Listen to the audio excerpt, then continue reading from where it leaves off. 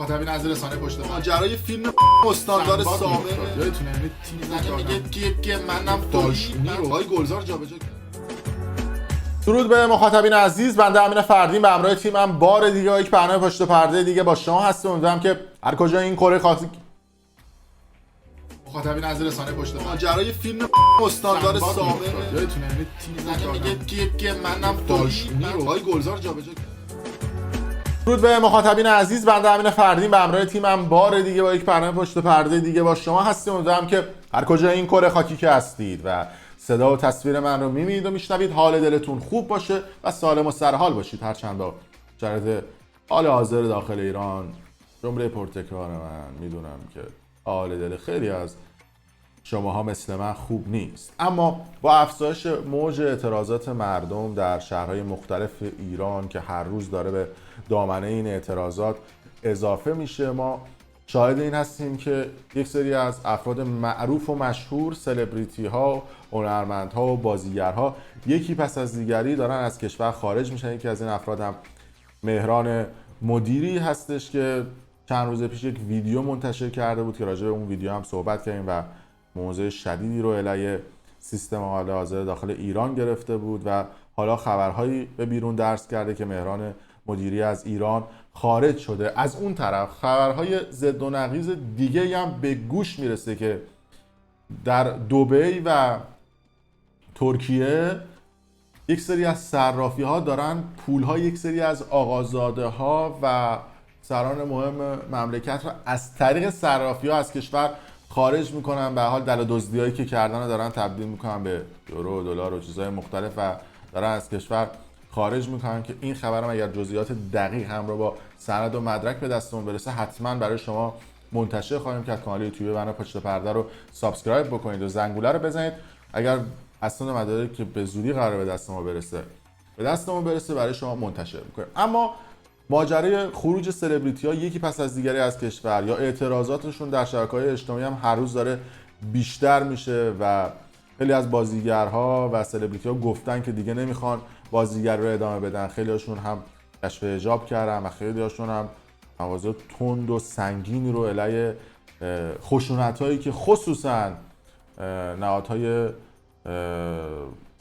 مجری اون خشونت، حالا چه نیروی انتظامی باشه، چه پلیسای سرکوبگر باشن، چه سپاه باشه، چیزهای مختلف باشن، حسابی موضع نشون دادن و محکوم کردن این قضیه رو. و حالا هم خبرگزاری تصنیم یک خبری رو منتشر کرده و گفته که مهران مدیری علی‌رغم ممنوع الخروجی از کشور خارج شد. یعنی مهران مدیری رو ممنوع خروج کرده بودن ولی خب خیلی شیک و مجلسی مهران مدیری ساکش رو جمع کرد که قربان شما از کشور خارج شد و توضیح داده توی این خبرگزاری تصنیم نزدیک به سپاه. گفته که مهران مدیری که اخیراً با برخی مواضع خود به تحریک عواطف و دامن زدن به آشوب‌ها کمک کرده بود، به واسطه دستور دادستان ممنوع الخروج شده بود.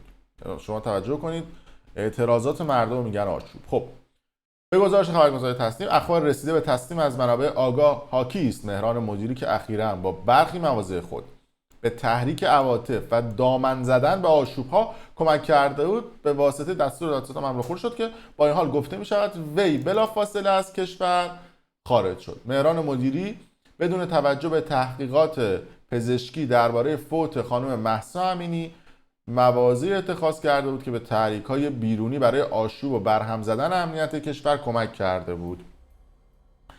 تو خبر گفته که بدون توجه به تحقیقات پزشکی. بابا خودتون که دارید میگید که 20 روز دیگه تحقیقات پزشکی و پزشکی قانونی میاد بیرون، بعد خودتون توی رسانه‌های خودتون دارید نسبت به این قضیه صحبت میکنید.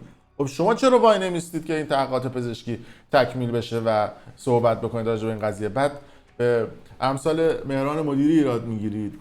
خب به هر حال توی سیستم حال حاضر ایران وقتی که رسانه‌ها دولتی باشن و مردمی نباشن، به هر حال خیلی شیک و مجلسی خودمون زیرخواب اون دولتن دیگه. یعنی هر چی دولت بگه اینا میگن چشم، نمیتونن غیر از اون بگن. اگر بگن که کلا بودجه قطع میشه، فلکه پولیشون هم شیرشو میبندن. چی گفتم؟ شیر فلکه رو میبندن دیگه. از اون طرف هم همه رو هم میکنن تو گونی، میگن برید دنبال بازیتون. آزادی بیان و آزادی رسانه که کلا تو ایران پشم سرش گرده، اصلا این حرفا چیه؟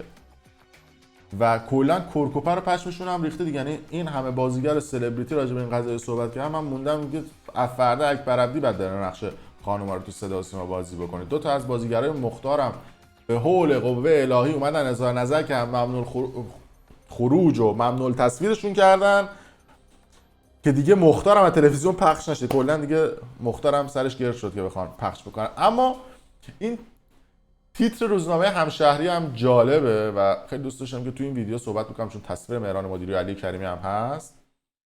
گفته که برخورد قاطع با سلبریتی های اغتشاش، تقاضایی که به یک مطالبه عمومی و خواست مردم تبدیل شده.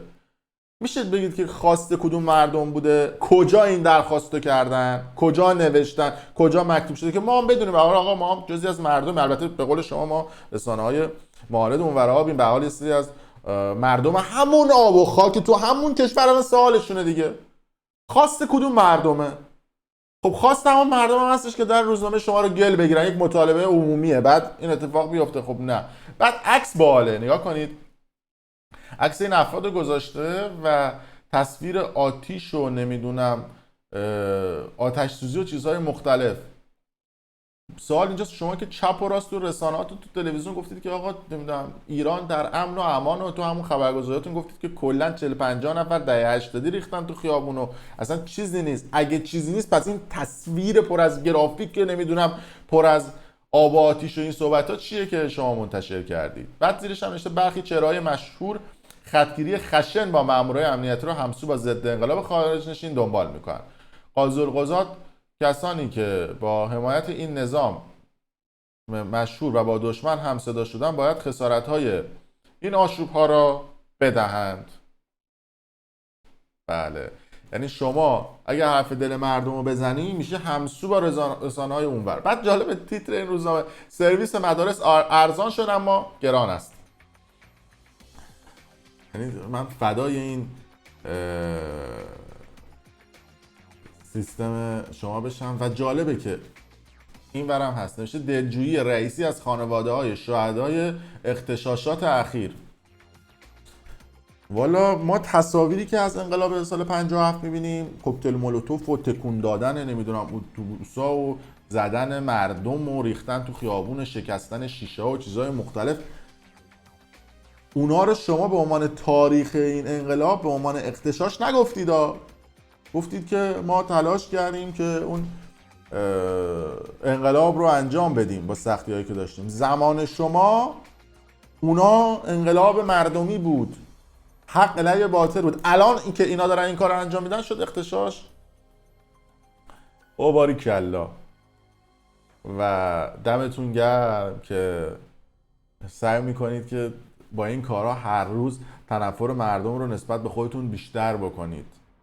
فکر نکنید که مردم خوششون میاد از این رفتارها و این تیپ ها که بیاد بگید که خواست یک مطالبه عمومی بوده. ولی اون چیزی که مشخصه ما داریم میبینیم که یکی پس از دیگری دارن سلبریتی از کشور خارج میشن. مهران مدیری هم جالب بدونید که قبل از اینکه اون هزار نظر رو بکنه ناقابل 30 میلیارد تومان کل پولی بوده که از صدا و سیما تصفیه کرده و گرفته و پولش رو همجوری که گرفت گذاشتی جیب مبارک. اومد یه ویدیو منتشر کرد و گفتش که با مردم این کار رو نکنید و ویدیوش هم قبلا دیدید که منتشر شده. یه سری افراد هم اومدن از خجالت این سلبریتی ها در اومدن. اما اون چیزی که مشخص هستش این هستش که الان شما تفاوت سلبریتی ها و سلبریتی ها رو خیلی خوب میتونید تشخیص بدید.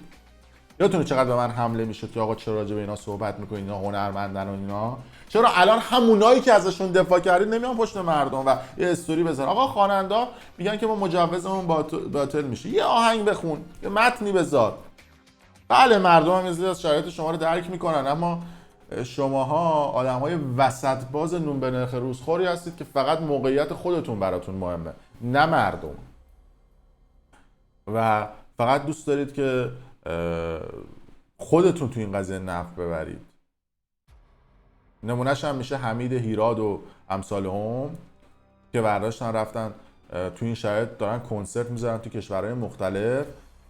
بعدش هم میان میگن که آره یه سری بعد مردم اومدن اعتراض کردن. بذار همین الان بهتون نشون میدم دیگه. من همین چیز اینجا لایوه خدمتتون دیگه، بس پیش میاد دور همین براتون میذارم ببینید حالشو ببرید. استوری حمید هیراد رو که اینجا همه چون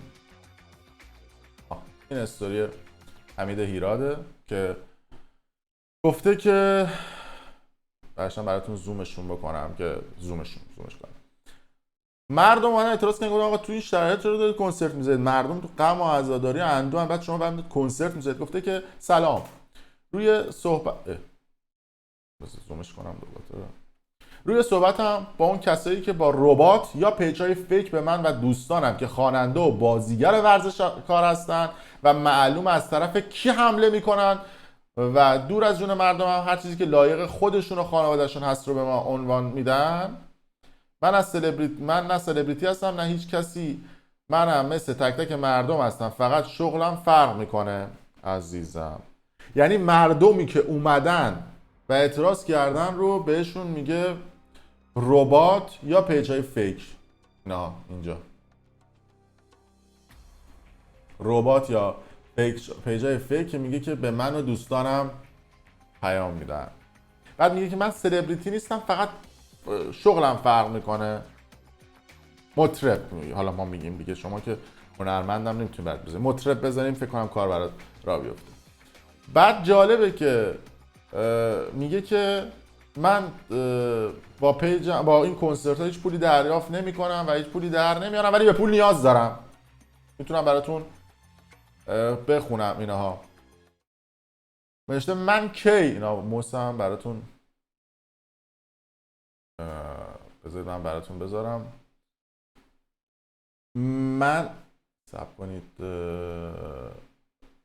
من کی برای کنسرت و پول کار کردم که این دومین بارش باشه؟ من عاشق موسیقی هستم و زندگیمو براش دادم از بچگی عزیزم. مفتی کنسرت میذارن دوستان، برای پول که کار نمیکنن که. بعد پایینترش گفته که تو میتونی ماهی 50 میلیون پول قرص و داروی منو بدی که الان اینو میگی. این حرفو ما کسایی که تو خانواده هاشون نزدیکاشون این بیماری رو دارن میدونن من چی میگم. خسته‌ام واقعا و تا الان هم لال شدم و چیزی نگفتم. تو که میگی من برای پول کنسرت نمیذارم، پس این 50 میلیون از کجا داری در میاری میخوای بدی؟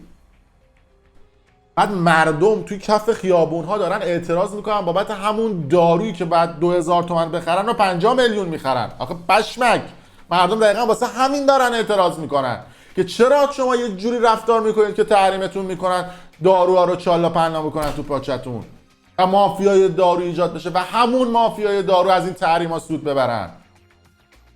فکر می‌کنید این تحریما صورت بگیره همون مقامایی که با جت شخصی رفتن امریکا و سوغاتی گرفتن آوردن اینا، تحریما سودی واسه اونا داره؟ نه، ضرر منظورمه، سود اتفاقا براشون داره. به خاطر اینکه اونا آقازاده ها، فاضل آبزاده ها، انگلزاده هاشون رو برمی‌دارن میفرستن خارج از کشور، از امکانات دولتی هم استفاده میکنن، پول یا مفت هم دارن. اون مردم عادی و مملکتن که با گرونی و فقر و بدبختی و بیچارگی ها این تحریما روشون تاثیر میذاره. بعدش هم اومدن یه سری از رسانه‌ها نوشته بودن که آلبانی نشینان اون مجاهدین ربط دادن به این قضیه. داری اشتباه میزنی ها. مردم این کف خیابونان که الان اومدن و دارن به شما اعتراض میکنن. ربات کجاست؟ اینقدر به درد نخوری که حرف دل مردم رو میگی ربات و پیجای فیک. اینا میشن سلبریتی. علی کریمی هم میشه سلبریتی. فرق اینو ببینید با امثال علی کریمی و افراد دیگه. در هر صورت مرسی که تا این لحظه با ما بودید. اگر دوست داشتید ویدیو رو لایک کنید، برای ما کامنت بذارید و نظراتتون رو بگید و اگر هم دوست داشتید برای دوستان خودتون به اشتراک بذارید. ممنون از شما.